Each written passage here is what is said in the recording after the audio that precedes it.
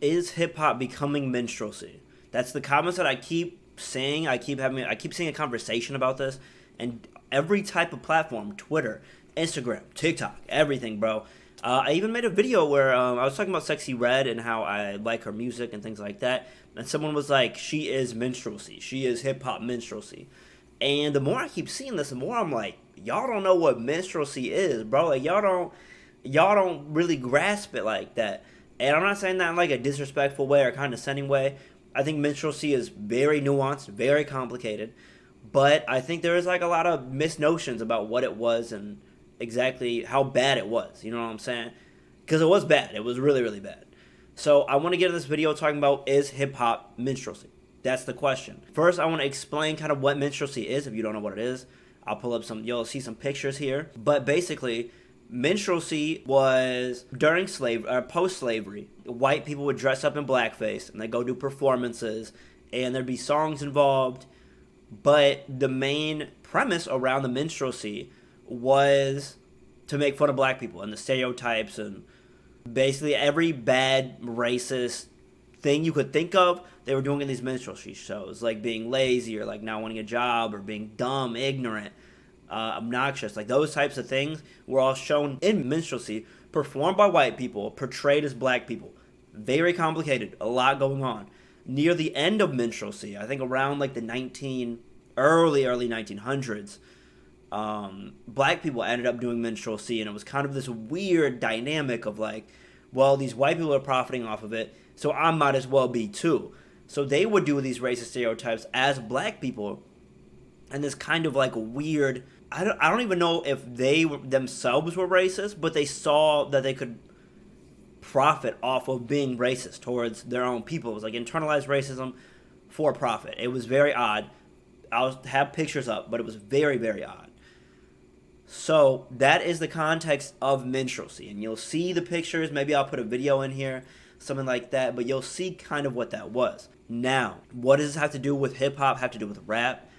A lot of people, initially, this basis is coming from white executives, white labels, predominantly, even some black labels, will profit off of the trauma, the death, the context of hip-hop.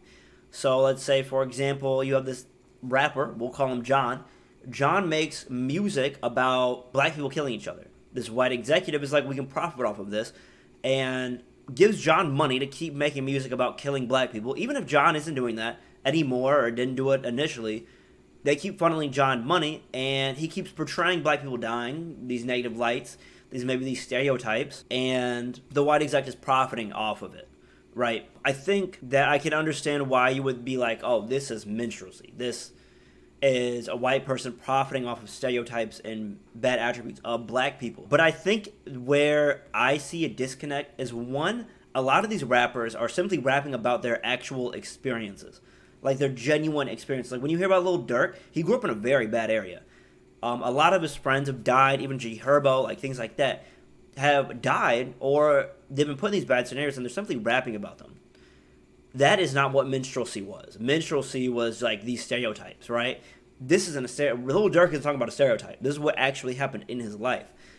Now, I will say these white execs are profiting off of that, right?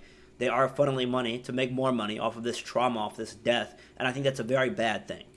But I think when you call it minstrelsy, it disconnects what minstrelsy really is, and I think there is a part of music, a part of hip-hop, where minstrelsy does exist, where I will say this is minstrelsy, but I would not classify that as minstrelsy.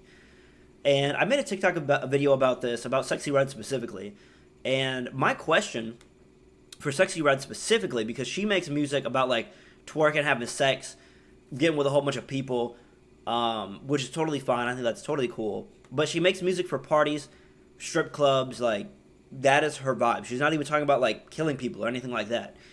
And people will say that is like hurting the black community, and that's minstrelsy, but that's really not what that is. One, my first question to ask you is, what about her as anti-black? Because she did have a Trump thing recently. But I don't go to rappers for political views and agendas. That's not what I go to rappers for. So specifically talking about music, what in her music is anti-black? If it's her talking about stripping and getting with a whole bunch of people, I don't think that's anti-black. I think that's totally fine. Maybe that's what her life is, or maybe that's what she likes talking about. But that doesn't hurt the black community, right? And I saw a lot of comments. I had a comment that was like, it hurts the image of the black community. Why does what Sexy Red does in her free time, which is like sleeping with people or portraying herself as sleeping with a whole bunch of people, why is that hurting the entire black community? If it is, that's a problem. Okay, that's an issue. Because you hear white artists talk about selling drugs or moving fast, being fast, whatever, or drinking a whole bunch of beers, being an alcoholic, X, Y, and Z. Like, you have country artists that do that all the time. But you don't look at that and be like, oh, it's hurting the white community. It's hurting the white agenda, the white community as a whole. You don't do that because it's not. If an artist is like, oh, I drink heavily, it's a white artist, you're like, oh, he is just an addict. And when Lil Peep was doing a lot of drugs, you weren't saying, oh, that was hurting the white community. You were like, he is an addict. It looks bad on himself, but that's because that's his experience. But when a black person does it, it's hurting the black community. That to me is a weird double standard that I think that is actually harmful to the black community. Because if you don't allow people to express themselves in who they are or how they act, then I feel like you will have a society or like a community that will just portray black people I think it'll portray black people in an organic light. It's not really who we are. Black people as a whole, every race, to be like transparent, like every race has different types of people, different types of culture, all within like this bundle of race. And I think that's beautiful. I think that's amazing what that does. Like that's possible. You have someone like Sexy Red who's just trying to twerk in the club. That's her main motivation in music. And then you got somebody like Kendrick who's trying to talk about real issues in society and boost up his people. And then you got Drake who's trying to make club bangers too. Like, you have all these different sides of one race. Like, that's black culture. These are black people, this is black music, but yet it's so vastly different.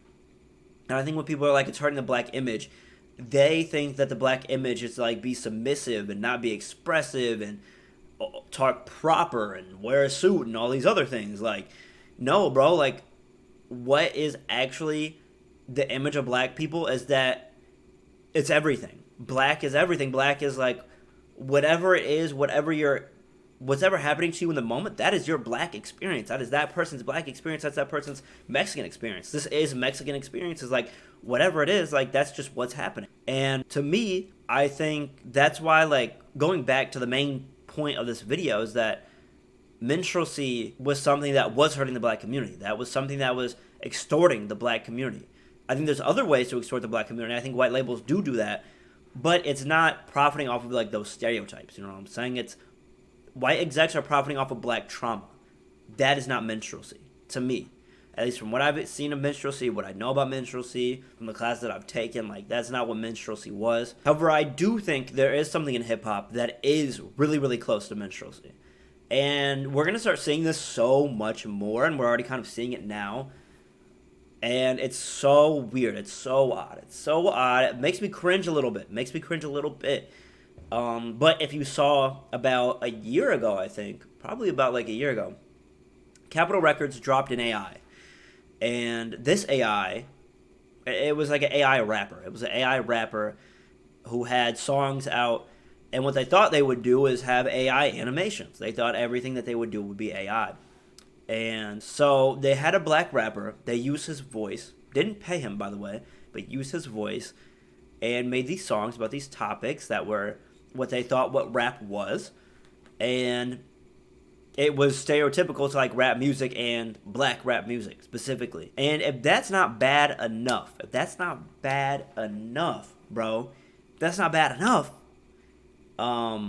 they had the Instagram, and I'll pull up a picture if I can find it. They had the Instagram of this AI rapper, and he was being beat by the police and arrested. And it was like a stereotypical SoundCloud rapper, like that's how they portrayed the AI. And so he had colorful hair, and he was like light skinned and everything. And it was crazy, bro. Crazy. To me, that's like blackface in music. That is minstrelsy, because you are having these white execs basically use a black voice, so kind of dressing up as a black person, and then portray these black negative stereotypes. That to me is crazy. That to me is wild. And that to me is probably the closest thing in music and hip hop as minstrelsy because they are dressing up this black voice, and it's them. It's not a black person. Like he just said some things into the mic, and then they were able to like use AI to create all this stuff. And even if he had signed off on it and he was just rapping about all this stuff, this was not from a place of like any genuine belief. This was not even like a real person that they had. This wasn't his experience. And I think anytime you are gonna anytime you're profiting off of like trauma, I think if it's dealing with topics as heavy as like death and shootings and violence and addiction, it should for sure be from a real place experience. Like that should be something that you had dealt with as a person. Now, if you're making club bangers and fun music and have a good time music, I don't care. No, who cares, right? Who cares whether that's real or not? Who cares if Sexy Red only gets with people who are fresh out of jail? Who cares about that? Nobody. No one should. It's not my business, not my place. But if you're like, I go to the hood now, I kill 50,000 people every day, and I claim this set, and I'm smoking on this pack, like, that should probably be real, right? That should probably be real. But then you have people like Lil Tecca who just, he be rapping about random stuff, bro, up, like, happy music, and he lies, and he openly admits to, like, not telling the truth. And that's how it should be. If you're going to lie, at least be honest about it. Like, that's totally fine with me. But I think we do have some real examples of minstrelsy. I think there are labels extorting black people. I think both those things are true. I don't think that both those things are happening every time a black person signs to a record label. Or anytime a black person exhibits traits that aren't helping the black image. I think that's not always minstrelsy. I don't think that's always for... I think the label just extorts people. That's just how... That's the nature of label. Even in other genres, even like country and everything. Like, they'll make you sing country until they can't make money from you. Like, that's just how it goes. You know what I'm saying? So they're always extorting you. That's just the basis of capitalism, that kind of vibe. And I'm not even trying to get political. You know what I'm saying? I'm not trying to get political. Somebody says capitalism, people freak out. But that's the nature of capitalism, is to profit and extort someone lesser than you or someone that needs the opportunity. So that's just kind of how life goes. You know what I'm saying? That's just how it is. And hip-hop, rap, music in general is not free from that plague or that issue. I hope this was coherent. I was kind of rambling a little bit. I had like a structure in my mind of what I wanted to do. But that was my overall take on, is hip-hop becoming minstrelsy? And let me know what you guys think down in the comments below. Am I wrong? I could be wrong. This is just my opinion. I'm 23. I have a lot to know, a lot to learn. And so just let me know. But as always, I'm Kayhon, aka Kayhon Puts You On. And I just talk about music, man. So if you like the content, hit me with a like and follow. As always, I love y'all and appreciate y'all. Be safe. Be smooth.